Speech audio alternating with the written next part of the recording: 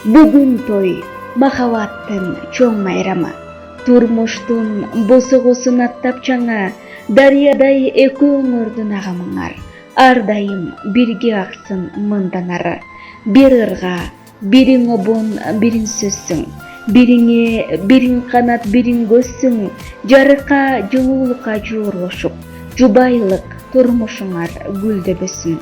Ары кубанычтуу, ары жакшылыктын нишаны болгон, бир кичи мамлекеттин түптөлүшүнө себеп болгон эки жаш Нурсейит жана Гүлназын бир үй бүлө болуп турмуштун даңгыр жолуна аттанышы менен куттуктайбыз. Ченден соолук, узун өмүр, бакыт таалай. Түбөлүк аппак сүйүү, аппак кардай, турмушта эң бир сонун жашагыла. Эки жаш силерден башка жаштар үлгү алчудай.